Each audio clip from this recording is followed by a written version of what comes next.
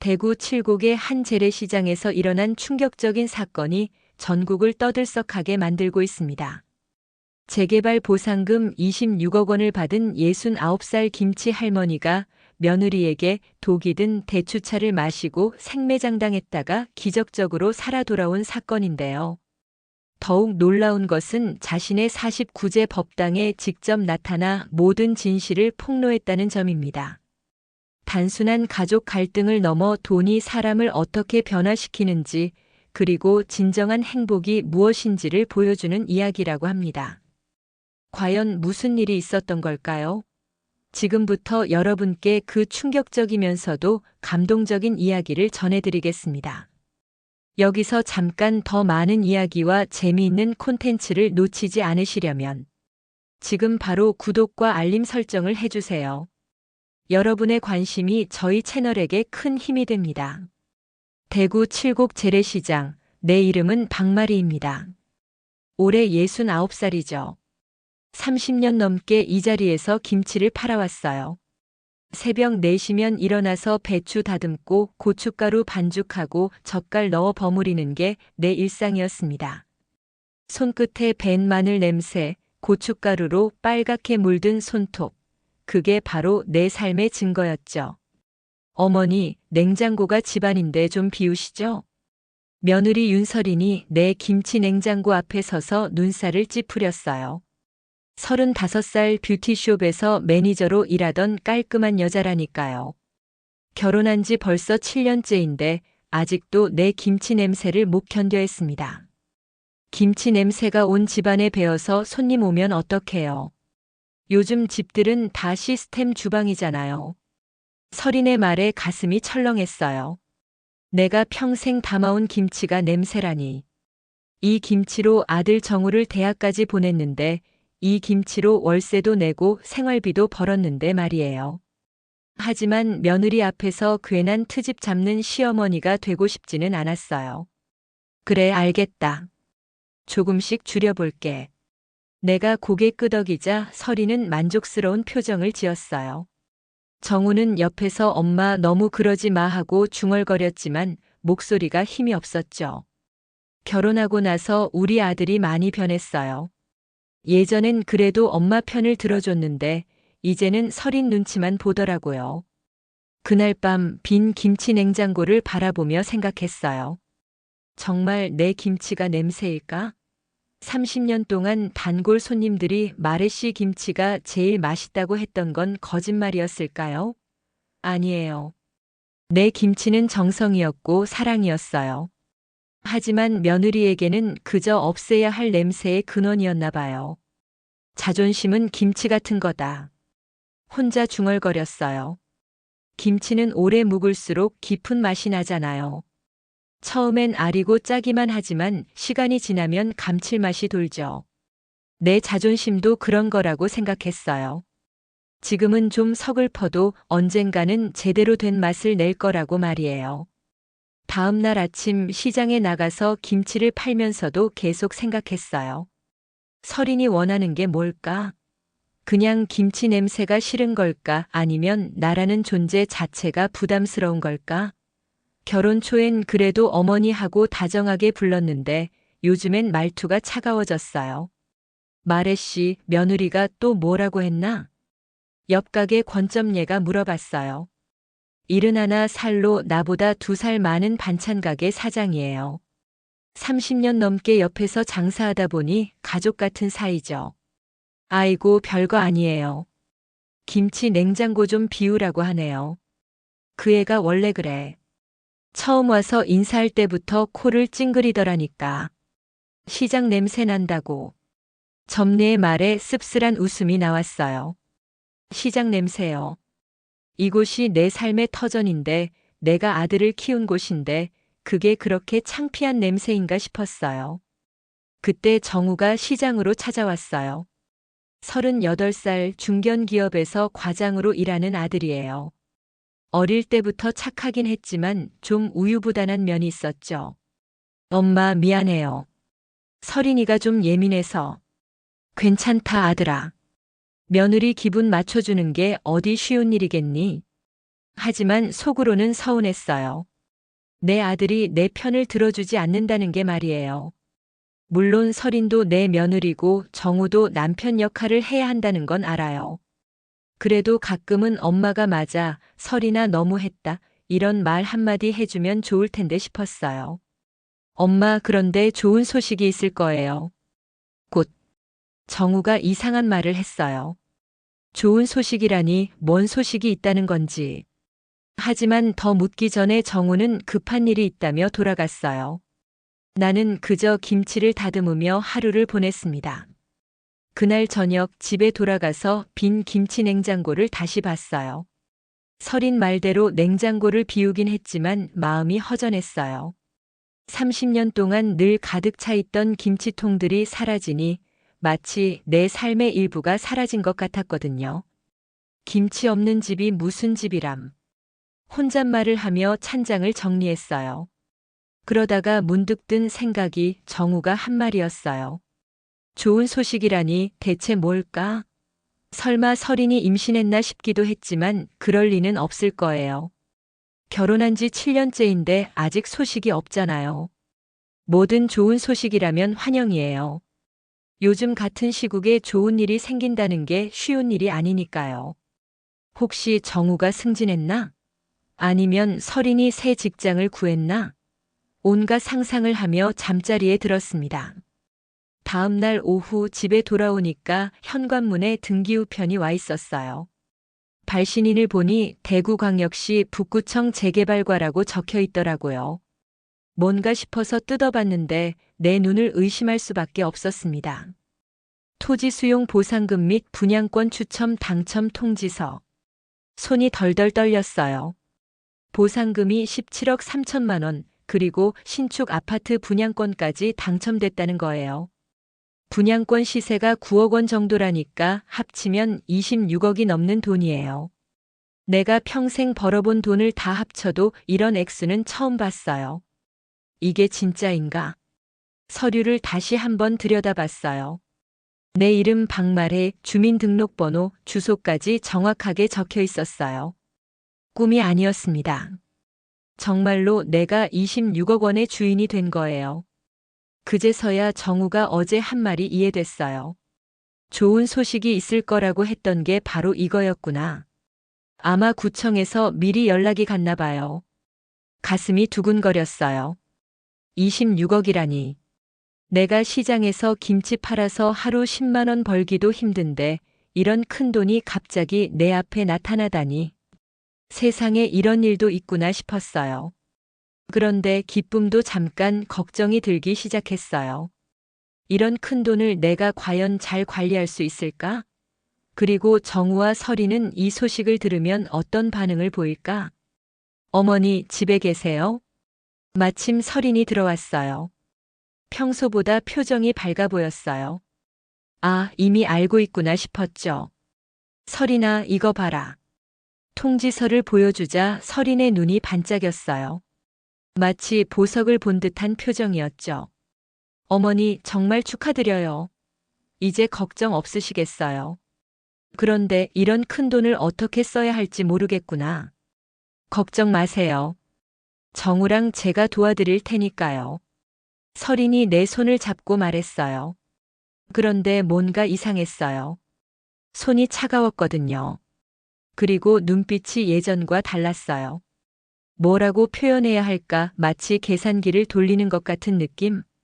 정우는 어디 있니? 곧 들어올 거예요. 이런 좋은 소식 들으면 얼마나 기뻐할까요? 설인이 웃으며 말했지만 그 웃음이 왜 그렇게 어색해 보였을까요? 평소 같으면 어머니 정말 복 많으시네요. 이런 식으로 말했을 텐데 오늘은 뭔가 다르더라고요. 정우가 들어온 건 저녁 8시쯤이었어요. 회사에서 돌아오자마자 통지서를 보여줬더니 입이 딱 벌어지더라고요. 엄마, 이거 정말이에요? 정말이다가 아들아. 구청에서 온 공문인걸. 와, 26억이라니. 엄마, 이제 정말 걱정 없으시겠어요? 정우도 기뻐했지만 뭔가 당황스러워하는 것 같았어요. 갑자기 생긴 큰돈의 어리둥절한 기색이었죠. 그런데 이 돈을 어떻게 할 건데? 설인이 바로 물어봤어요. 역시 이런 걸 가장 먼저 생각하는 사람이더라고요. 생각해 봤는데 말이야. 나는 찬장에서 메모지를 꺼내왔어요. 오늘 오후에 혼자 계산해 본 게 있었거든요. 정우하고 설인이한테 각각 8억씩 줄게. 그러면 너희가 16억을 갖게 되는 거고 나머지 10억은 내가 갖겠다. 어머니, 그렇게 많이 주시면 어떡해요? 설인이 말했지만 표정을 보니 마음에 안 드는 것 같았어요. 왜 저거? 아니에요. 그런 게 아니라. 요즘 집값이 많이 올랐잖아요. 강남 아파트도 10억 넘고 여기 대구도 좋은 곳은 6억, 7억씩 해요. 설인의 말을 들어보니 그럴듯했어요. 요즘 부동산 가격이 하늘 높은 줄 모르고 오른다고 하잖아요. 그럼 얼마나 주면 되겠니? 저희가 계획하는 곳이 있거든요. 신축 아파트인데 12억 정도예요. 깨끗하고 교통도 좋고 정우 회사에서도 가까워요. 12억이라니. 내가 주려던 돈보다 훨씬 많았어요. 하지만 며느리가 원하는 거라면 들어주고 싶었어요. 결국 우리 가족이 잘 살면 되는 거니까요. 그럼 13억을 줄게. 집값 싸고 이사 비용까지. 어머니. 설인이 갑자기 소리를 질렀어요. 놀라서 보니까 눈물이 글썽거리더라고요. 정말 감사해요. 이제야 제대로 된 집에서 살 수 있겠어요. 그런데 뭔가 이상했어요. 감사하다면서 왜 눈물이 나는 걸까? 기쁨의 눈물인 건 알겠는데 표정이 그렇게 기뻐 보이지 않았거든요. 어머니, 그런데 한 가지 부탁이 있어요. 뭔데? 이런 큰 돈을 혼자서 관리하시기 어려우실 거잖아요. 인감도장이랑 중요한 서류는 제가 보관해 드릴게요. 요즘 사기꾼들이 많다고 하니까 안전하게 보관하는 게 좋을 것 같아요. 설인의 말에 정우도 고개를 끄덕였어요. 엄마, 설인 말이 맞아요. 이런 큰 돈은 전문적으로 관리해야 해요. 나는 잠깐 생각해 봤어요. 물론 설인 말이 맞긴 했어요. 나 같은 늙은이가 26억을 관리하기는 쉽지 않죠. 그런데 왜 그렇게 서둘러서 도장을 달라고 하는 걸까? 그래도 내 도장은 내가 갖고 있어야 하는 거 아니야? 어머니, 요즘 세상이 어떤 세상인데요? 도장 없는 가족은 타인이에요. 법적으로 아무것도 할 수 없어요. 설인의 말투가 갑자기 단호해졌어요. 평소보다 목소리도 크고 뭔가 다급해 보였어요. 설인아, 너무 성급하게 생각하지 마라. 천천히 의논해보자. 내가 그렇게 말하자 설인의 얼굴이 굳어졌어요. 순간 무서운 표정이었어요. 하지만 금세 다시 웃으며 말했죠. 물론이에요, 어머니. 저도 너무 성급했나 봐요. 천천히 생각해 보세요. 그날 밤 잠자리에 누워서도 계속 생각났어요. 설인의 표정, 말투, 그리고 도장을 달라던 그 간절함. 뭔가 이상했어요. 물론 큰 돈을 안전하게 관리하려는 마음은 이해하지만 왜 그렇게 서둘러야 하는 걸까요? 26억. 정말 큰 돈이에요. 이 돈으로 정우와 설인이 좋은 집에서 살 수 있다면 좋겠지만 왠지 마음이 불안했습니다. 돈이 사람을 바꾼다는 말이 있잖아요. 설마 우리 가족도 그런 일이 생기는 건 아니겠죠? 보상금 통지서를 받은 지 사흘이 지났어요. 그동안 설이는 매일 부동산 정보를 찾아보더라고요. 컴퓨터 앞에 앉아서 아파트 시세를 확인하고 핸드폰으로 중개업소에 전화하고 정말 바쁘게 움직였어요. 어머니, 좋은 매물 찾았어요. 설인이 신이 나서 들어왔어요. 손에는 부동산 광고지를 한 알음 들고 있었죠. 여기 보세요. 수성구 신축 아파트인데 33평에 13억 5천만 원이에요. 지하철역에서 도보 5분 거리고 정우 회사에서도 차로 10분이면 갈 수 있어요. 광고지를 보니 정말 멋진 아파트였어요. 최신식 주방에 넓은 거실, 방도 3개나 되더라고요. 우리 집하고는 비교가 안 되죠. 좋은 집이구나. 그런데 13억 5천만 원이면 내가 생각했던 것보다 더 많이 드는구나. 어머니, 이 정도는 해야 체면이 서죠. 정우도 회사에서 과장이고 저도 매니저 출신이잖아요.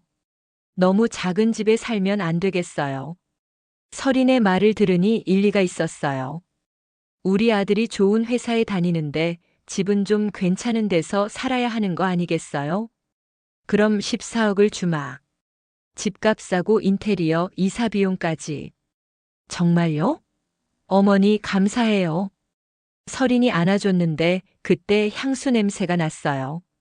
평소에 안 쓰던 향수였는데 좀 진한 냄새였어요. 뭔가 어색했지만 그냥 넘어갔죠.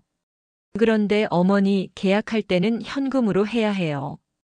대출 받으면 이자도 많이 나오고 절차도 복잡하거든요. 현금으로? 그럼 은행에서 돈을 다 빼야 한다는 얘기네. 네, 보상금 나오면 바로 계약해야 해요. 좋은 매물은 금방 없어져요. 설인이 설명하는데 뭔가 서둘러서 하는 것 같았어요. 물론 좋은 집이 금방 없어진다는 건 알겠지만 왜 그렇게 급하게 해야 하는 걸까요? 설인아, 그런데 나머지 돈은 어떻게 할 생각이니? 나머지 돈이요? 14억을 너희한테 주면 내가 12억 정도 남잖아. 이 돈으로 뭘 할지 생각해 봐야지. 설인의 표정이 미묘하게 변했어요. 뭔가 계산을 다시 하는 것 같더라고요. 어머니, 12억으로는 좀 부족할 것 같은데요. 부족하다니? 요즘 물가가 얼마나 올랐는데요. 노후 자금으로는 최소 18억은 있어야 해요. 병원비, 요양원비 생각하면 더 필요할 수도 있고요. 설인의 말을 들어보니 그럴듯했어요. 의료비가 얼마나 비싸요. 나이 들면 아플 때도 많아질 테고. 그럼 어떻게 하지? 제가 좋은 방법을 생각해 봤어요. 어머니께서 보상금을 다 받으시고 저희는 나중에 필요할 때 조금씩 달라고 하면 어떨까요? 그게 세금 문제도 없고 관리하기도 편할 거예요. 설인의 제안을 듣는데 뭔가 이상했어요. 처음에는 13억을 달라고 하더니 이제는 나중에 달라고 한다니. 그런데 집은 언제 계약할 거야? 보상금 나오는 대로 바로요. 그래서 어머니 인감 도장하고 서류가 필요해요. 또 도장 얘기가 나왔어요. 며칠 전부터 설인이 계속 도장을 달라고 하더라고요. 설인아, 도장은 내가 직접 가져가면 안 되나? 어머니, 부동산 계약이 그렇게 간단한 게 아니에요. 서류도 많고 절차도 복잡하고. 제가 다 알아서 해드릴게요. 설인이 확신에 찬 목소리로 말했어요. 그런데 정우는 옆에서 뭔가 불편해하는 것 같았어요. 설인아, 그래도 엄마가 직접 하시는 게. 당신은 가만히 있어요. 이런 일은 제가 더 잘 알아요. 설인이 정우한테 좀 날카롭게 말하더라고요. 평소 같지 않은 말투였어요. 그날 저녁 설인이 대추차를 끓여줬어요. 어머니, 이거 드세요. 요즘 피곤해 보이셔서. 고맙구나. 대추차를 받아서 마셨는데 맛이 좀 이상했어요. 평소 대추차보다 쓴맛이 났거든요. 그리고 찻잔 표면에 미세한 거품이 떠 있었어요. 이 대추차 어디서 샀니? 재래시장에서 샀어요. 국산 대추라고 하더라고요. 설인이 웃으며 대답했지만 뭔가 어색했어요. 재래시장에서 대추 사온 걸 왜 그렇게 강조하는 걸까요? 차를 다 마시고 나니까 속이 좀 메스꺼웠어요. 그리고 머리가 어질어질했죠. 어머니, 괜찮으세요? 아, 좀 어지럽네. 나이가 나이다 보니. 많이 피곤하셨나 봐요. 일찍 주무세요. 설인이 친절하게 말했지만 왜인지 섬뜩했어요. 눈빛이 평소와 달랐거든요. 그날 밤 잠자리에 들었는데 잠이 안 왔어요. 온몸이 무겁고 팔다리에 힘이 없었어요. 그리고 계속 목이 말랐죠. 새벽 2시쯤 화장실에 가려고 일어났는데 다리에 힘이 없어서 비틀거렸어요. 벽을 짚고 겨우 화장실에 갔다 왔는데 거울에 비친 내 모습이 이상했어요. 얼굴이 창백하고 눈이 충혈되어 있었어요. 대추차 때문인가? 그런 생각이 들었어요. 하지만 대추차가 뭐가 문제겠어요. 설인이 정성껏 끓여준 건데. 다음 날 아침 일어나려고 했는데 몸이 말을 안 들었어요. 팔다리가 무겁고 머리가 띵했어요. 평생 이런 기분은 처음이었어요. 어머니, 아침 드세요. 설인이 방에 들어왔어요. 쟁반에는 죽과 반찬 그리고 또 대추차가 있었어요. 어제 대추차 마시고 나서 몸이 좀 이상해. 그래요? 그럼 오늘은 안 드셔도 돼요. 대신 이 죽 드세요. 영양죽이에요. 설인이 숟가락으로 죽을 떠서 입에 가져다 줬어요. 며느리가 이렇게 정성스럽게 해주는데 의심하면 안 되겠죠. 어머니, 그런데 오늘 부동산 가서 계약 관련 얘기 들어보려고 하는데 도장 좀 빌려주세요. 또 도장 얘기였어요. 며칠째 계속 도장을 달라고 하니까 이제는 좀 의심스러웠어요. 설이나 왜 그렇게 내 도장을 가져가려고 하니? 어머니, 제가 나쁜 마음으로 하는 게 아니에요. 정말 안전하게 관리해 드리려고 하는 거예요. 설인의 목소리에 짜증이 섞여 있었어요. 평소 같지 않은 모습이었죠. 그래도 내 도장은 내가 가지고 있어야. 어머니. 설인이 갑자기 소리를 질렀어요. 그러더니 금세 표정을 바꾸고 말했죠. 죄송해요. 제가 너무 조급했네요. 천천히 생각해 보세요. 하지만 그 순간의 설인 표정을 잊을 수가 없었어요. 마치 가면을 벗은 것 같았거든요. 평소에 다정한 며느리가 아니라 완전히 다른 사람 같았어요. 점심때 정우가 집에 왔어요. 엄마 몸이 안 좋으시다며요? 응, 어제부터 좀 이상해. 어지럽고 힘이 없고. 정우가 내 이마에 손을 대봤어요. 열은 없는 것 같은데. 병원 가보실까요? 아니야, 괜찮아. 좀 쉬면 나아질 거야. 그때 설인이 또 대추차를 가져왔어요. 어머니, 이거 드시면 좋아지실 거예요. 나는 설인을 빤히 봤어요. 왜 자꾸 대추차를 권하는 걸까? 어제 마시고 나서 몸이 이상해졌다고 했는데도. 아니야, 대추차는 안 마시겠다. 왜요? 몸에 좋은데. 그냥 안 마시고 싶어. 설인의 얼굴이 순간 굳어졌어요. 하지만 금세 웃음을 지으며 말했죠. 알겠어요. 그럼 물이라도 많이 드세요. 그날 밤도 잠을 잘 수가 없었어요.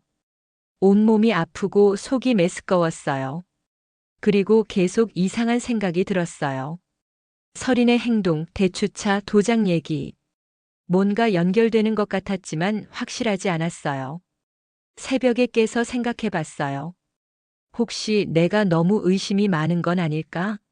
설인이 정말 나를 위해서 하는 일인데 내가 오해하고 있는 건 아닐까? 하지만 몸의 이상 신호는 계속됐어요. 뭔가 잘못되고 있다는 직감이 들었지만 그게 뭔지는 알 수 없었습니다. 사흘째 되는 날 몸이 더 이상해졌어요. 아침에 일어나려고 했는데 다리에 힘이 하나도 없었어요. 화장실에 가려고 해도 비틀거려서 벽을 짚고 가야 했죠. 이상했어요. 감기도 아니고 열도 없는데 왜 이럴까요? 어머니, 아침 드세요. 설인이 또 대추차를 가져왔어요. 사흘째 계속 대추차를 권하더라고요. 설인아, 나 대추차 안 마신다고 했잖니. 어머니, 몸이 안 좋으실 때일수록 따뜻한 차를 드셔야 해요. 그래야 기력이 회복돼요. 설인이 고집을 부렸어요. 평소 같지 않은 모습이었죠. 정말 안 마실 거야. 한 모금만이라도 드세요. 제가 정성껏 끓인 건데. 설인의 목소리에 이상한 간절함이 있었어요. 왜 그렇게 꼭 마시라고 하는 걸까요? 결국 한 모금 마셨어요. 그런데 맛이 더 이상했어요. 쓴맛이 더 강해졌고 뭔가 알 수 없는 냄새가 났어요. 이 차 정말 이상해. 어디서 샀다고 했지? 시장에서 샀다고 했잖아요. 국산 대추예요. 설인이 짜증스럽게 대답했어요. 그런데 눈빛이 이상했어요. 마치 거짓말을 하고 있는 것 같은 느낌이었죠. 차를 마시고 나서 1시간쯤 지났을 때 몸에 이상 증상이 나타났어요. 혀가 무거워지면서 말이 잘 안 나왔어요. 그리고 팔다리가 점점 무감각해졌죠. 설이나. 말이 제대로 안 나왔어요. 혀가 꼬이는 것 같았어요. 어머니, 왜 그러세요? 설인이 다가왔는데 표정이 이상했어요. 놀라는 것 같기도 하고 아닌 것 같기도 하고. 몸이 이상해. 많이 피곤하셨나 봐요. 좀 누워서 쉬세요. 설인이 나를 침대에 눕혔어요. 그런데 손길이 차가웠어요. 평소 다정한 며느리의 손길이 아니었죠. 점점 의식이 흐려졌어요. 눈꺼풀이 무거워져서 감기려고 했는데 그때 설인이 정우한테 전화하는 소리가 들렸어요. 정우야, 어머니 상태가 안 좋으셔. 빨리 와. 목소리가 침착했어요. 너무 침착했어요. 며느리가 시어머니 상태가 안 좋다고 하면서 왜 그렇게 차분할 수 있는 걸까요? 정우가 온 건 저녁 8시쯤이었어요. 그때까지 나는 계속 침대에 누워 있었는데 몸을 움직일 수가 없었어요. 엄마, 괜찮으세요? 정우의 목소리가 들렸어요. 걱정하는 것 같았지만 뭔가 어색했어요. 응답이 안 돼. 겨우 이 말만 할 수 있었어요. 혀가 제대로 움직이지 않았거든요. 설이나 병원에 데려가야 하는 거 아냐? 아직은 괜찮을 것 같아요. 좀 더 지켜보죠. 설인의 대답을 듣는데 소름이 돋았어요. 내가 이런 상태인데 병원에 안 데려간다고요? 그래도 너무 심한 것 같은데. 정우야, 우리 얘기 좀 해야겠어. 설인이 정우를 밖으로 데리고 나갔어요. 그들이 거실에서 이야기하는 소리가 작게 들렸어요. 이제 시작이야, 정우야. 뭐가 시작이야? 우리 새 인생 말이야. 이제 체면 좀 세워줄게. 설이나, 무슨 소리야? 정우야, 당신 진짜 모르는 거야? 어머니가 언제까지 살 것 같아? 26억 가지고 양로원 들어가서 다 써버릴 거야. 설인의 말을 듣는데 믿을 수가 없었어요. 내 며느리가 내 죽음을 바라고 있다는 말인가요? 설이나, 그런 말 하지 마. 현실을 봐, 정우야. 어머니 나이가 69이야. 평균 수명까지 10년 이상 더 사실 거야. 그동안 병원비, 생활비 얼마나 들겠어? 우리는 언제 제대로 된 집에서 살 거야? 그래도 엄마인데. 엄마? 당신한테 뭘 해줬어? 김치 냄새 나는 집에서 살게 하고 볼 때마다 돈 얘기하고. 이제 끝내야 해. 설인의 목소리가 점점 차가워졌어요. 이게 정말 내 며느리가 맞나 싶었어요. 설인아, 정말 무서운 소리 하지 마. 무서운 게 아니라 현실이야. 어머니가 자연스럽게 돌아가시면 우리가 모든 걸 상속받는 거야. 자연스럽게라니? 정우야, 어머니 요즘 몸이 많이 안 좋으시잖아. 나이도 나이고. 설인이 뭔가를 계획하고 있다는 걸 알 수 있었어요. 그리고 그 계획에 나는 없었어요. 밤 10시쯤 설인이 방에 들어왔어요. 어머니, 컨디션이 어떠세요? 대답할 수가 없었어요. 목에서 소리가 나오지 않았거든요. 많이 힘드시죠? 이제 편히 쉬실 시간이에요. 설인이 내 이마에 손을 댔어요. 차가운 손이었어요. 정우야, 어머니를 차에 태워. 왜? 병원에 모셔야지. 이 상태로는 안 되겠어. 설인의 말을 믿을 수가 있을까요? 아까 병원 가지 말자고 했던 사람이. 정우가 나를 업었어요.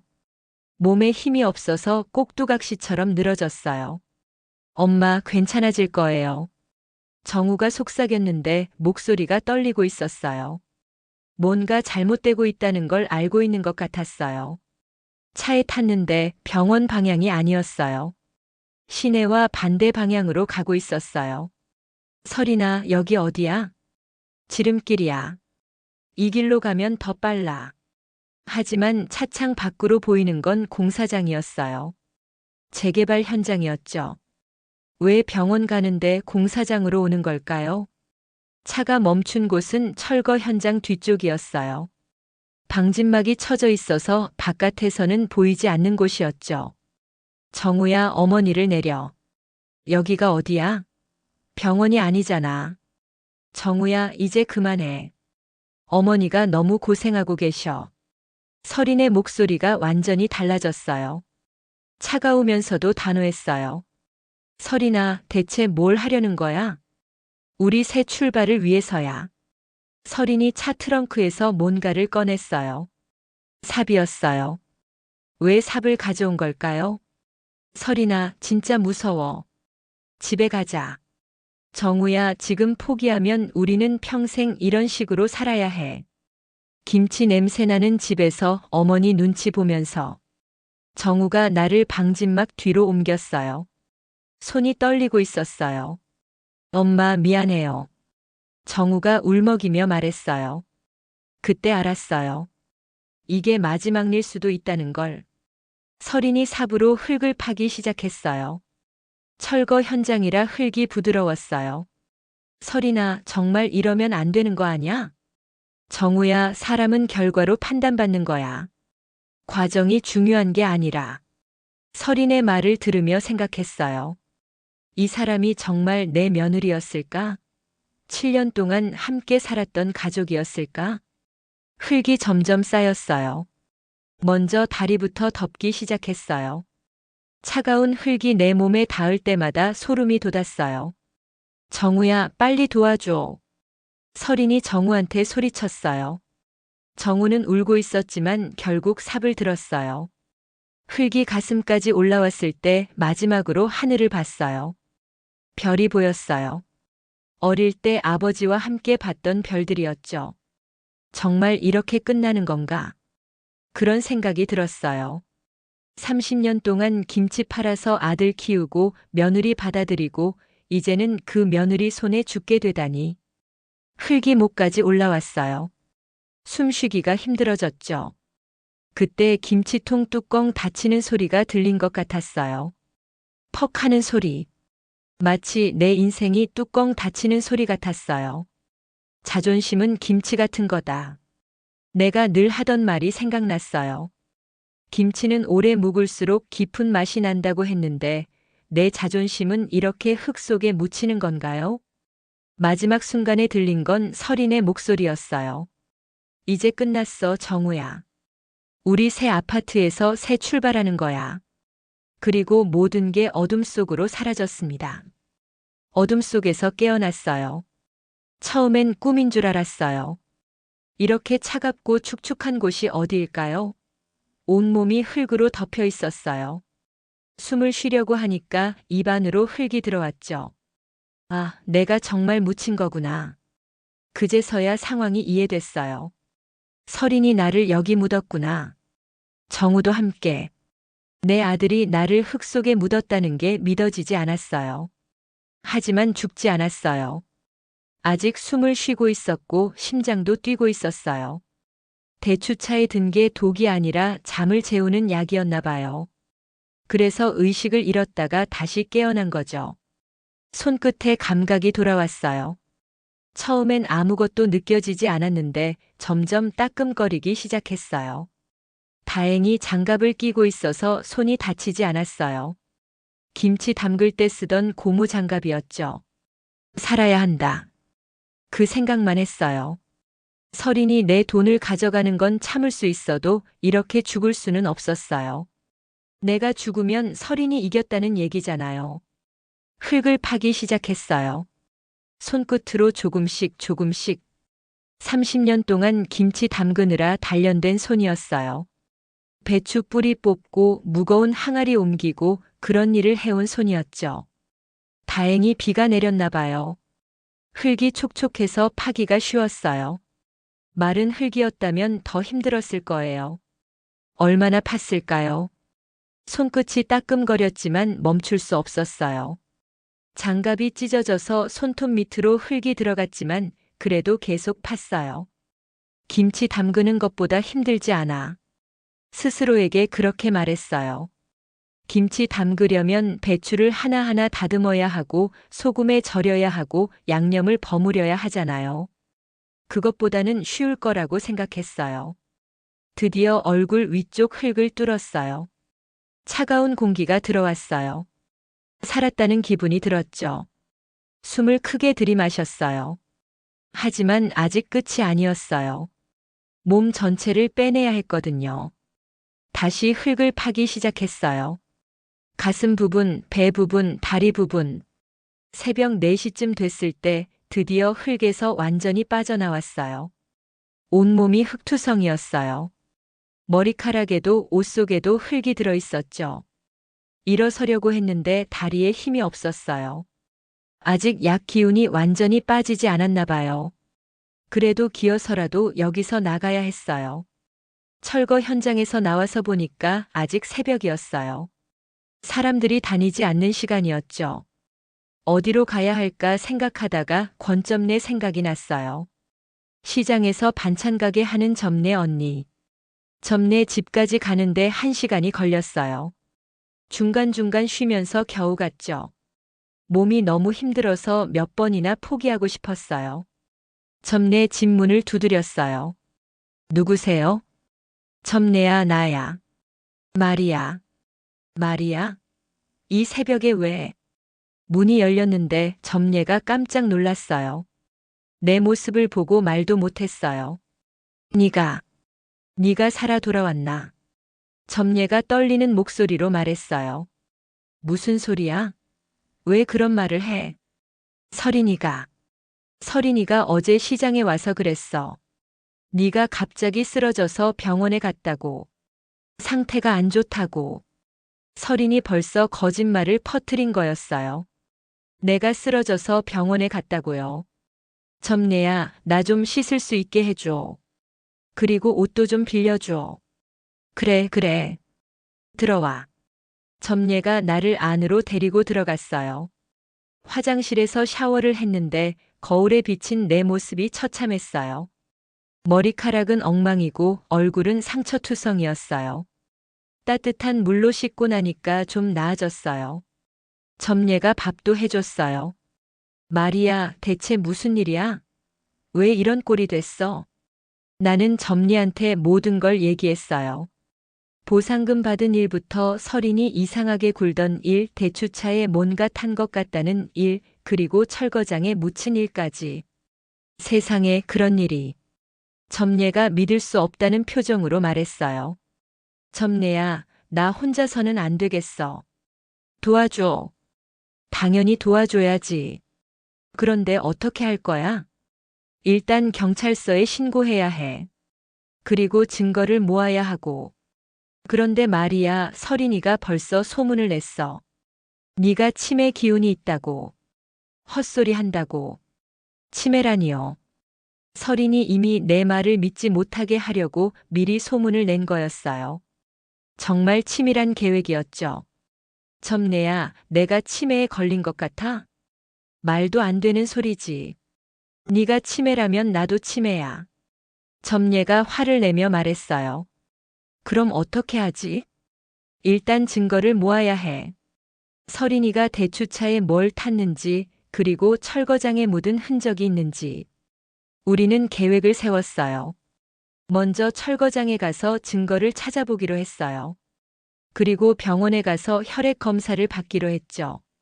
내 몸에 이상한 약물이 있는지 확인해 보는 거였어요. 점례야, 고마워. 뭘 고마워해. 우리가 몇 년 친구인데. 점례가 내 손을 꼭 잡았어요. 따뜻한 손이었어요. 서린의 차가운 손과는 전혀 달랐죠. 오후에 철거장에 갔어요. 내가 묻혔던 자리가 그대로 있었어요. 파헤쳐진 흙더미와 발자국들이 남아 있었죠. 여기가 맞아? 응, 여기야. 점례가 주변을 살펴봤어요. 그러더니 뭔가를 발견했어요. 마리아, 이거 봐. 담배꽁초였어요. 정우가 피우는 브랜드였어요. 정우가 여기서 담배를 폈구나. 이것도 증거가 될 수 있어.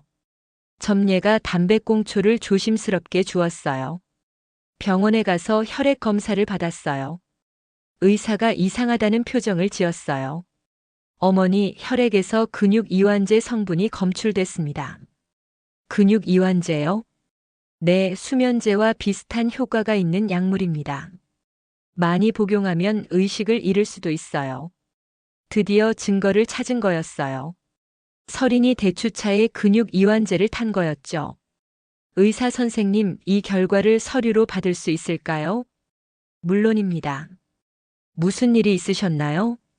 나는 의사한테도 간단히 상황을 설명했어요. 의사가 놀라면서 경찰서에 신고하라고 했어요. 점례와 함께 경찰서에 갔어요. 담당 경찰관이 내 얘기를 듣더니 심각한 표정을 지었어요. 존속살해 미수 사건이네요. 증거가 충분한 것 같습니다. 그런데 경찰관님, 지금 체포하면 안 될까요? 조금 더 확실한 증거가 필요합니다. 철거장 현장을 정밀 조사해 보겠습니다. 경찰이 철거장을 조사했어요. 내 DNA가 검출됐고 정우와 서린의 지문도 발견됐어요. 이제 충분합니다. 내일 체포영장을 신청하겠습니다. 드디어 서린과 정우가 법의 심판을 받게 되는 거였어요. 하지만 마음이 편하지는 않았어요. 결국 내 아들도 감옥에 가게 되는 거니까요. 마리아, 그래도 살아나와서 다행이야. 점례가 내 어깨를 토닥였어요. 응, 정말 다행이야. 김치 담그는 손으로 내 목숨을 구했어. 그날 밤 점례 집에서 잤어요. 오랜만에 편안한 잠을 잤어요. 서린의 차가운 눈빛을 보지 않아도 되는 밤이었거든요. 내일이면 모든 게 끝날 거예요. 서린이 계획했던 완전 범죄는 실패로 끝나는 거죠. 하지만 내 마음 한쪽은 여전히 아팠어요. 7년 동안 가족이라고 생각했던 사람이 나를 죽이려고 했다는 사실이 너무 충격적이었거든요. 점례 집에서 하룻밤을 자고 일어나니까 벌써 소문이 퍼져 있었어요. 시장 사람들이 하나둘씩 점례 집으로 찾아왔어요. 마리아, 정말 무슨 일이야? 서린이가 어제 와서 그러던데 내가 실종됐다고. 실종이라니? 응, 병원에서 검사받다가 갑자기 사라졌다고. 치매 증상이 있어서 길을 잃어버린 것 같다고 하더라. 서린이 또 거짓말을 한 거였어요. 이번에는 내가 치매에 걸려서 실종됐다는 소문을 퍼뜨린 거죠. 치매라니 말도 안 되는 소리야. 우리도 그렇게 생각했어. 마리가 치매에 걸릴 사람이 아니잖아. 시장 상인들이 내 편을 들어줬어요. 30년 넘게 함께 장사한 사람들이니까 내가 어떤 사람인지 잘 알고 있었죠. 오후에 경찰서에서 연락이 왔어요. 체포영장이 나왔다는 거였어요. 오늘 저녁에 동시에 체포할 예정입니다. 박마레 씨는 안전한 곳에 계세요. 경찰관이 당부했어요. 서린이 내가 살아있다는 걸 알면 뭘 할지 모르니까요. 그런데 점심때쯤 점례가 급하게 뛰어왔어요. 마리아, 큰일 났어. 무슨 일이야? 서린이가 49제를 지낸다고 공고를 냈어. 내일 오후 2시에 보현사에서. 49제라니요. 사람이 죽은 지 49일 만에 지내는 법회잖아요. 그런데 난 아직 죽지도 않았는데 벌써 49제를 지낸다고요?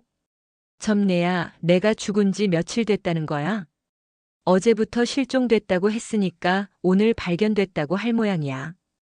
그리고 내일 바로 49제. 정말 치밀한 계획이었어요. 49제까지 지내면 완전히 죽은 사람이 되는 거잖아요. 그리고 상속 절차도 빨라지고요. 점례야, 보현사가 어디야? 시내에서 30분 정도 걸리는 곳이야. 왜? 내가 직접 가볼 거야.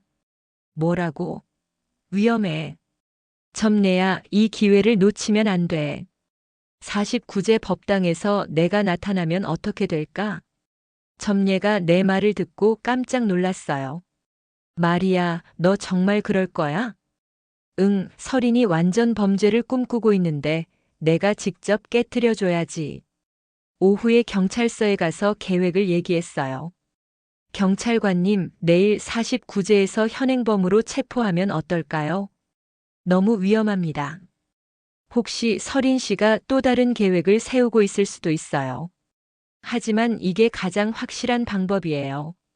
많은 사람 앞에서 서린이 거짓말을 하고 있다는 걸 밝혀야 해요. 경찰관이 고민하더니 동의했어요. 알겠습니다.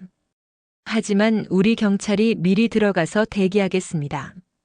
그날 저녁 정우에게서 점례한테 전화가 왔어요. 점례 이모, 엄마 소식 들으셨어요? 정우의 목소리가 떨리고 있었어요. 무슨 소식? 엄마가 돌아가셨어요. 오늘 오후에 강에서 발견됐어요. 강에서 발견됐다고요? 설인이 또 거짓말을 만들어낸 거였어요. 정우야, 어떻게 된 일이야?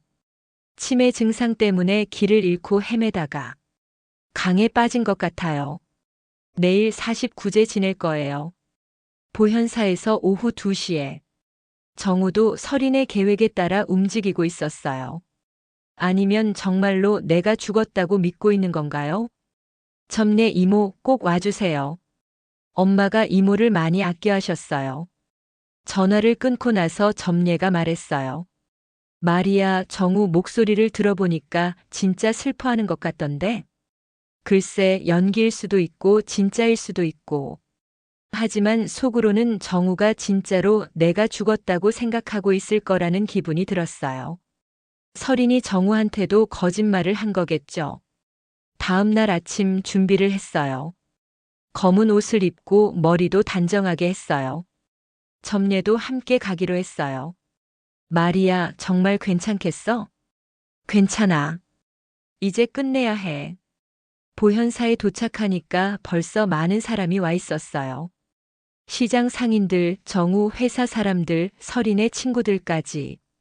모두 내 장례식에 온 거였어요. 법당 앞에는 내 영정 사진이 걸려 있었어요. 몇 년 전에 찍은 사진이었는데 설인이 어디서 구한 건지 모르겠어요. 조문객들이 하나둘씩 들어오는데 다들 슬픈 표정을 하고 있었어요. 정말로 내가 죽었다고 생각하고 있는 거죠. 마레 씨 참 좋은 분이었는데 갑자기 치매가 생기더니 이런 일이. 며느리가 얼마나 고생했을까. 조문객들의 대화를 듣는데 설인이 얼마나 교묘하게 소문을 퍼뜨렸는지 알 수 있었어요. 나를 치매 환자로 만들고 설인을 고생하는 며느리로 만든 거였죠. 오후 2시 49제가 시작됐어요. 주지 스님이 나와서 연부를 시작했어요. 오늘 우리는 박말의 보살의 49제를 지내기 위해 모였습니다. 스님의 목소리가 법당에 울려 퍼졌어요. 내 이름이 나오는데 정말 이상한 기분이었어요. 설인이 앞자리에 앉아 있었어요. 검은 옷을 입고 손수건으로 눈물을 닦고 있었어요. 정말 슬픈 며느리처럼 보였어요. 정우도 옆에 앉아서 고개를 숙이고 있었어요. 진짜로 울고 있는 것 같았어요.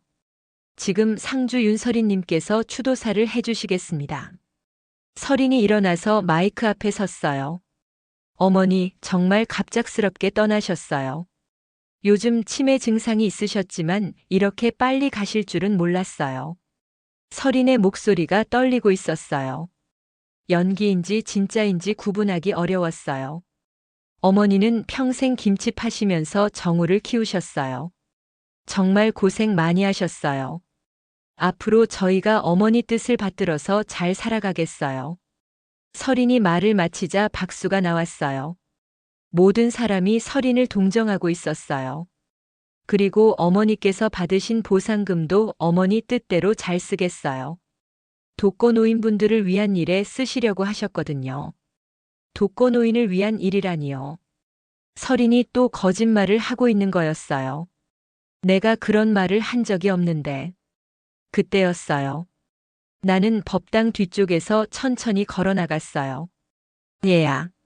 내 목소리가 법당에 울려 퍼졌어요. 모든 사람이 뒤돌아봤어요. 산 사람 앞에서 죄를 올리면 무슨 죄가 되나? 설인의 얼굴이 창백해졌어요. 마이크를 떨어뜨렸어요. 조문객들이 웅성거렸어요. 마레 씨 아니야? 어떻게 된 거야? 유령인가? 나는 천천히 제단 앞으로 걸어갔어요. 내 영정사진 앞에 섰어요. 설인아, 내가 언제 죽었지? 설인이 대답하지 못했어요. 입술만 떨리고 있었어요. 정우가 벌떡 일어났어요. 엄마가 맞아요? 정우야, 엄마가 살아있다. 정우가 나한테 달려왔어요. 그런데 표정이 이상했어요. 기쁜 것 같기도 하고 무서워하는 것 같기도 하고. 엄마 어떻게 살아 계세요? 서린이한테 물어봐라. 어떻게 내가 죽었다고 했는지. 그때 경찰이 들어왔어요. 윤서린 씨, 한정우 씨 존속살해 미수 혐의로 체포합니다. 법당이 순식간에 아수라장이 됐어요. 조문객들이 소리를 지르고 서린이 바닥에 주저앉았어요. 이건 꿈이야. 이런 일이 있을 수 없어. 서린이 혼잣말을 중얼거렸어요. 경찰이 수갑을 채우는 동안 나는 조문객들을 바라봤어요. 죄송합니다, 여러분. 이런 자리를 만들어서. 하지만 대부분의 사람이 내가 살아 돌아온 걸 기뻐해 줬어요. 특히 시장 상인들은 박수까지 쳤어요. 주지 스님이 말씀하셨어요. 이것도 부처님의 뜻인 것 같습니다. 산 사람이 죽은 사람 노릇을 할 수는 없는 법이죠. 서린과 정우가 경찰차에 타는 걸 봤어요. 정우는 계속 뒤돌아보며 미안하다고 입모양을 만들었어요. 하지만 서린은 끝까지 나를 원망하는 눈빛이었어요. 49제는 그렇게 끝났어요. 내 죽음을 애도하는 자리가 내 부활을 축하하는 자리가 된 거였죠. 49제에서 서린과 정우가 체포된 후 온 동네가 떠들썩했어요. 사람들은 이런 일을 어떻게 받아들여야 할지 몰라 했죠. 며느리가 시어머니를 죽이려 했다니 드라마에서나 볼 법한 일이 현실에서 벌어진 거였어요. 경찰서에서 조사를 받는 동안 서린과 정우의 진술이 달랐다는 얘기를 들었어요. 서린 씨는 끝까지 부인하고 있습니다. 박마래 씨가 치매에 걸려서 헛소리를 한다고 주장해요. 정우 씨는 어떤가요? 정우 씨는 자백했습니다. 서린 씨의 강요에 의해서 했다고 하더라고요. 정우가 자백했다는 소식을 들으니까 마음이 복잡했어요. 내 아들이지만 그래도 나를 흙에 묻은 건 사실이니까요. 경찰관님, 정우를 면회할 수 있을까요? 가능합니다. 내일 오후에 시간을 잡아드리겠습니다. 다음 날 구치소에서 정우를 만났어요. 유리창 너머로 보는 아들의 모습이 초라했어요. 며칠 사이에 많이 늙어 보였어요. 엄마, 정말 죄송해요. 정우가 전화기를 들고 말했어요. 목소리가 떨리고 있었어요. 정우야, 왜 그랬니? 서린이가 계속 얘기했어요. 엄마가 나이 많으시고 어차피 오래 못 사실 거라고. 그리고 돈을 다 써버릴 거라고. 그래서 엄마를 죽여도 된다고 생각했니? 정우가 고개를 숙였어요. 아니에요, 엄마. 처음에는 정말 몰랐어요. 서린이가 그냥 대추차를 드시라고 할 때까지만 해도 단순히 몸에 좋은 차라고 생각했어요. 그럼 언제 알았니? 엄마가 의식을 잃고 나서요. 서린이가 말했어요. 이제 엄마를 편안하게 보내드려야 한다고. 정우의 말을 들으니까 화가 났어요. 편안하게 보내드린다고. 그게 사람을 산 채로 흙에 묻는 일인가요? 정우야, 그때 왜 막지 않았니? 서린이가 이미 돌이킬 수 없다고 했어요. 엄마가 깨어나시면 우리를 신고할 거라고. 그럼 우리 인생이 끝난다고. 정우는 끝까지 서린의 말에 휘둘린 거였어요. 자기 판단은 없이 아내가 시키는 대로 한 거죠. 그래도 엄마인데. 죄송해요, 엄마. 정말 죄송해요. 그때 정신이 없었어요. 정우가 울기 시작했어요. 진짜 후회하는 것 같았어요. 하지만 이미 일어난 일이었죠. 정우야, 이제 어떻게 할 거니? 처벌받을 각오되어 있어요. 엄마한테 그런 일을 한 제가 용서받을 자격이 없어요. 정우의 말을 들으며 생각했어요. 내 아들이지만 나를 죽이려고 했다는 건 변하지 않는 사실이에요. 용서해야 할까요? 말아야 할까요? 면회를 마치고 나와서 변호사를 만났어요. 박마래 씨, 이 사건은 상당히 중대한 범죄입니다. 존속살해 미수죄는 사형이나 무기징역까지 가능해요. 그렇게까지 갈까요? 서린 씨의 경우에는 그럴 가능성이 높습니다. 계획적이고 치밀했거든요. 하지만 정우 씨는 좀 다를 수 있어요. 어떻게 다른가요? 정우 씨는 주범이 아니라 종범에 해당할 수 있어요. 그리고 자수했다는 점도 참작될 거고요. 변호사 말을 들어보니 정우는 그나마 형량이 적을 것 같았어요. 하지만 서리는 중형을 받을 거라는 생각이 들었어요. 일주일 후 재판이 시작됐어요. 법정에는 많은 사람이 왔어요. 시장 상인들, 동네 사람들, 기자들까지. 피고인 윤설인, 한정우는 피해자 박마리에게 수면제를 먹여 의식을 잃게 한 후 철거 현장에 매장하여 살해하려 했습니다. 검사가 기소장을 읽는데 들으면서도 믿기지 않았어요. 정말 내가 당한 일인가 싶었거든요. 설인의 변호인이 변론했어요. 피고인 설인은 시어머니의 치매 증세 때문에 극심한 스트레스를 받았습니다. 일시적인 정신 이상 상태였다고 봐야 합니다. 치매 때문이라니요. 나한테는 치매가 없는데도 계속 치매를 핑계로 대고 있었어요. 내가 증인으로 나섰어요. 재판장님, 저는 치매에 걸린 적이 없습니다. 병원에서 검사도 받았고 정신적으로 아무 문제 없다는 진단서도 있어요.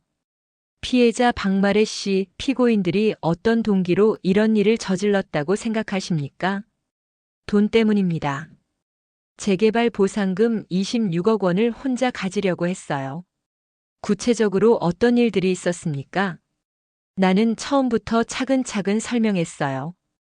보상금 통지서를 받은 날부터 설인이 도장을 달라고 했던 일, 대추차에 약을 탄 일, 철거장에 묻힌 일까지. 피해자께서는 어떻게 탈출하셨습니까? 손으로 흙을 팠어요. 30년 동안 김치 담그면서 단련된 손이었거든요. 법정에서 웃음소리가 났어요. 진지한 재판인데 내 말이 좀 우스웠나 봐요. 설인이 피고인석에서 일어났어요. 재판장님, 저는 무죄입니다. 시어머니가 치매에 걸려서 헛소리를 하고 있어요. 피고인 설인, 증거가 명확합니다. 피해자의 혈액에서 근육이완제가 검출됐고 현장에서 당신의 지문도 발견됐어요. 그건 누군가 조작한 거예요. 설인이 끝까지 발뺌을 했어요. 하지만 증거는 너무나 명확했어요. 정우도 피고인 신문을 받았어요. 피고인 정우, 왜 어머니에게 그런 일을 저질렀습니까? 아내의 강요 때문이었습니다. 하지만 그것도 변명일 뿐이에요. 제가 잘못했습니다. 어머니께 하고 싶은 말이 있습니까? 정우가 나를 바라봤어요.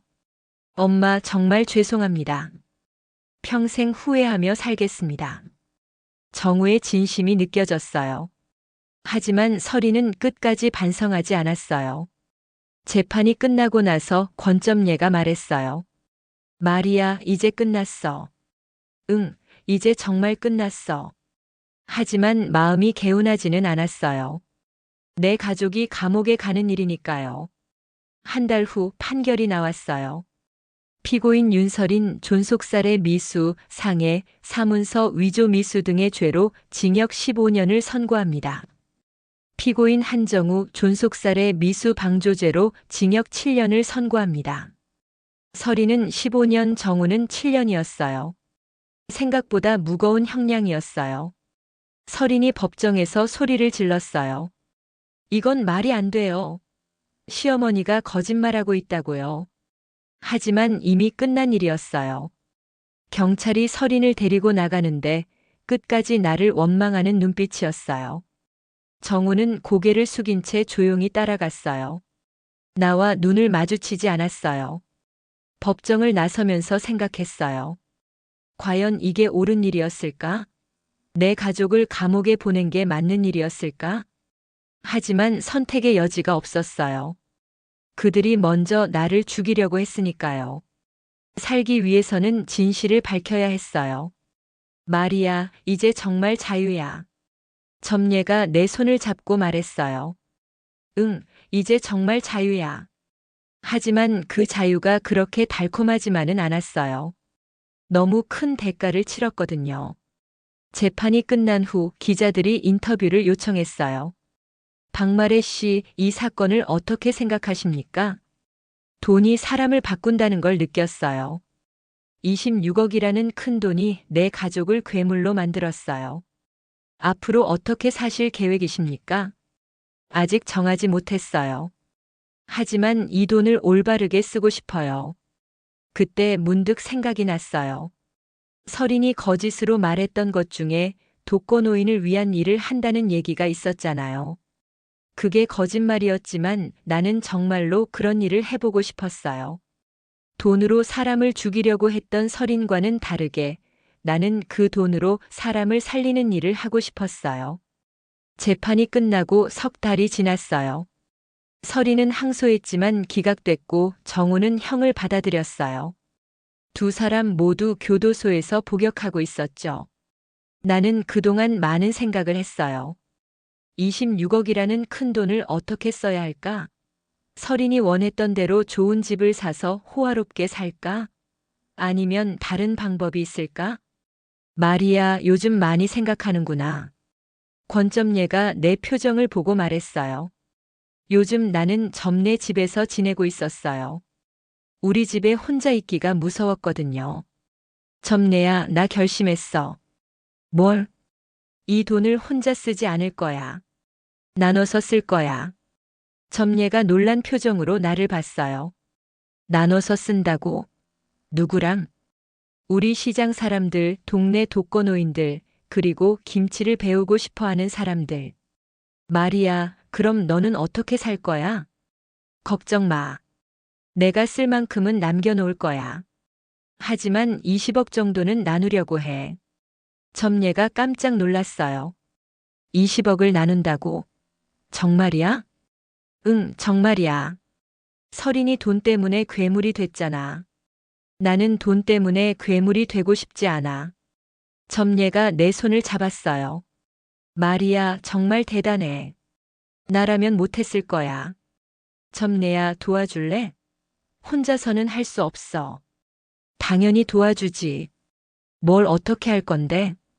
나는 계획을 설명했어요. 먼저 시장에 70 마리 김치 학교를 만들 거예요.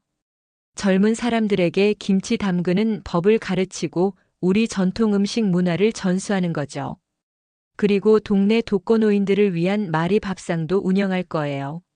매일 따뜻한 밥과 김치, 반찬을 제공하는 거죠. 정말 좋은 생각이야. 그런데 어디서 시작할 거야? 일단 시장 빈 점포를 하나 사자. 거기서 김치 학교도 하고 독거노인 밥상도 차릴 거야. 다음 날 시장에 가서 점포를 알아봤어요. 마침 좋은 자리에 빈 점포가 있었어요. 임대료가 월 200만 원이었는데 아예 사버리기로 했어요. 사장님, 이 점포 얼마예요? 5억 원이요. 하지만 마레 씨라면 4억 5천만 원에 드릴게요. 4억 5천만 원이면 내 돈의 6분의 1 정도였어요. 충분히 감당할 수 있는 금액이었죠. 계약을 하고 인테리어를 시작했어요. 한쪽은 김치를 담글 수 있는 주방으로, 다른 쪽은 사람들이 앉아서 밥을 먹을 수 있는 식당으로 꾸몄어요. 마리아, 정말 멋있어 보여. 점례가 완성된 모습을 보고 말했어요. 깔끔하면서도 따뜻한 느낌의 공간이 됐어요. 개업하는 날 많은 사람이 찾아왔어요. 시장 상인들, 동네 사람들, 그리고 김치 배우러 온 젊은 주부들까지. 안녕하세요. 저는 박마리입니다. 마이크 앞에 서서 인사했어요. 여러분도 아시겠지만 저는 최근에 큰 일을 겪었어요. 돈 때문에 가족과 헤어지게 됐죠. 사람들이 숙연한 표정으로 들었어요. 하지만 그 일을 통해 깨달은 게 있어요. 돈은 혼자 가지고 있으면 썩어요. 나누면 익어요. 김치처럼 말이에요. 박수가 터져 나왔어요. 앞으로 이곳에서 김치 담그는 법을 가르치고 동네 어르신들께 따뜻한 밥을 드리겠어요. 여러분의 많은 관심 부탁드려요. 개업 첫날부터 북적였어요. 김치학교에는 20명의 수강생이 등록했고 독거노인 밥상에는 50명 정도의 어르신이 오셨어요. 어머니, 김치가 정말 맛있어요. 젊은 주부가 말했어요. 비결이 뭐예요? 정성이야, 정성. 김치는 마음을 담아야 맛있어져. 김치를 가르치면서 느꼈어요. 이게 내가 진짜 하고 싶었던 일이구나. 독거노인분들도 좋아해 주셨어요. 마리아, 이런 밥상 차려줘서 고마워. 모료 할머님, 맛있게 드세요. 우리가 뭘 해줄 수 있나? 그냥 건강하게 오래오래 사세요. 그게 최고예요. 한 달 후 지역신문에서 취재를 왔어요. 박마래 씨, 이 일을 시작하게 된 특별한 이유가 있으신가요? 제가 평생 김치 팔면서 느낀 건데 음식은 혼자 먹으면 맛없어요. 나누어 먹어야 맛있어져요. 돈도 마찬가지라고 생각해요. 앞으로의 계획은 어떻게 되시나요? 김치 학교를 확대하고 싶어요. 그리고 다른 지역에도 이런 밥상을 만들고 싶고요. 재정적으로는 어떻게 운영하시나요? 처음에는 제 돈으로 시작했지만 이제는 후원도 들어오고 있어요. 제가 겪은 일을 알고 도움을 주시는 분들이 많아요. 정말로 그랬어요. 내 이야기가 알려지면서 후원금이 들어오기 시작했어요. 100만 원, 50만 원씩 작은 돈이었지만 정성이 담긴 돈이었죠. 7개월 후 정우가 면회를 신청했어요. 오랜만에 보는 아들의 모습이 많이 달라져 있었어요. 살이 빠지고 머리도 많이 새었어요. 엄마, 신문에서 봤어요. 김치 학교 만드셨다고. 응, 잘 되고 있어. 정말 대단하세요. 저라면 못했을 거예요. 정우가 고개를 숙였어요. 엄마, 제가 한 일을 용서해달라는 게 아니에요. 다만 진심으로 후회하고 있다는 걸 알아주세요. 정우야, 엄마가 널 미워한다고 생각하니? 당연히 미워하실 거라고 생각해요. 미워하지 않아. 실망했을 뿐이야. 정우가 울기 시작했어요. 엄마, 출소하면 제가 도와드릴 수 있을까요? 그때 가서 생각해보자. 지금은 내가 반성하는 시간이야. 정우와의 면회를 마치고 나서 마음이 조금 가벼워졌어요. 아직은 용서할 수 없지만 언젠가는 가능할 것 같았어요. 설이는 끝까지 면회 신청을 하지 않았어요. 아직도 자기가 잘못했다고 생각하지 않나 봐요. 1년이 지났어요. 김치 학교는 대성공이었어요. 지금까지 300명이 넘는 사람이 수료했어요. 독거노인 밥상도 매일 100명 가까운 분들이 이용하고 계세요. 마리아, 정말 보람찬 1년이었어. 점례가 말했어요. 점례도 이제 김치학교에서 보조교사로 일하고 있어요. 응, 정말 보람찼어. 그런데 돈은 많이 들어갔지? 15억 정도 썼나? 하지만 후회 안 해. 정말로 후회하지 않았어요. 돈은 줄어들었지만 내 마음은 더 풍부해졌거든요. 저녁에 독거노인분들과 함께 식사를 하면서 생각했어요. 설인이 원했던 건 큰 집, 좋은 차, 남들이 부러워하는 삶이었어요. 하지만 정작 중요한 건 이런 거였어요. 사람들과 함께 밥을 먹고 웃고 나누는 것. 할머니, 김치 더 드릴까요? 고맙다, 마리아. 네 덕분에 매일 맛있는 밥 먹고 있어. 할머니가 건강해야 제가 보람 있어요. 그날 밤 집에 혼자 앉아서 일기를 썼어요. 오늘로 김치 학교를 시작한 지 1년이 되었다. 돈은 많이 줄었지만 마음은 더 풍요로워졌다. 설인이 말했던 것처럼 돈으로 체면을 세울 수도 있었다. 하지만 나는 다른 길을 택했다. 돈으로 사람을 살리는 길을. 펜을 내려놓고 창밖을 봤어요. 시장에 불이 켜져 있었어요. 내일도 많은 사람이 김치를 배우러 오고 독거노인분들이 밥을 드시러 올 거예요. 자존심은 김치 같은 거다. 혼자 중얼거렸어요. 오래 묵힐수록 깊은 맛이 나는 거 말이에요. 돈은 설탕물이다. 많이 부으면 김치가 죽는다. 하지만 적당히 쓰면 김치가 더 맛있어진다. 새로운 깨달음이었어요. 며칠 후 지역 방송국에서 다큐멘터리를 찍으러 왔어요. 박마래 씨, 마지막으로 하고 싶은 말씀이 있으신가요? 카메라 앞에서 말했어요. 돈은 내 손에서 멈추지 않았습니다. 밥으로 돌았습니다. 그래서 내 삶은 다시 익었습니다. 김치처럼요? 네, 김치처럼요. 오래 묵을수록 깊은 맛이 나는 김치처럼요. 카메라가 꺼지고 나서 PD가 말했어요. 정말 감동적인 이야기네요. 이 다큐멘터리가 많은 사람에게 희망을 줄 것 같아요. 그랬으면 좋겠어요. 돈보다 중요한 게 있다는 걸 알았으면 해요. 그날 저녁 김치학교에서 수료식이 있었어요. 이번 기수는 특별히 많았어요. 50명이나 됐거든요. 여러분, 김치 담그는 법을 배운 게 다가 아니에요. 수료식에서 말했어요. 정성을 담는 법을 배운 거예요. 앞으로 김치 담글 때마다 생각해 보세요. 이 김치를 누가 먹을까? 그 사람이 기뻐할까? 수강생들이 박수를 쳤어요. 선생님 정말 감사해요. 김치뿐만 아니라 인생도 배웠어요. 젊은 주부가 말했어요. 인생이요? 네, 돈보다 중요한 게 있다는 걸요. 그 말을 듣고 눈물이 날 뻔했어요. 내가 전하고 싶었던 메시지를 정확히 이해해 준 거거든요. 수료식이 끝나고 정리를 하는데 권점예가 말했어요. 마리아, 너 정말 달라졌어. 어떻게? 예전에는 김치만 알았는데 이제는 사람을 알잖아. 사람을 안다고? 응, 사람이 뭘 원하는지, 뭘 필요로 하는지, 그리고 어떻게 해야 행복해지는지. 점례의 말이 맞았어요. 나는 정말 많은 걸 배웠어요. 설인과 정우 때문에 큰 상처를 받았지만 그 상처가 나를 더 단단하게 만들었어요. 그날 밤 잠자리에 들면서 생각했어요. 만약 설인이 나를 죽이지 않으려고 했다면 어떻게 됐을까? 아마 나는 평생 그 26억을 혼자 가지고 있었겠죠. 좋은 집에서 혼자 살면서 돈 걱정 없이 지냈겠죠. 하지만 지금이 더 행복해요. 매일 새로운 사람들을 만나고 김치를 가르치고 독거노인분들과 함께 밥을 먹어요. 돈은 줄어들었지만 삶은 더 풍요로워졌어요. 설이나 고마워. 속으로 중얼거렸어요. 설인이 없었다면 내가 이런 깨달음을 얻지 못했을 거예요.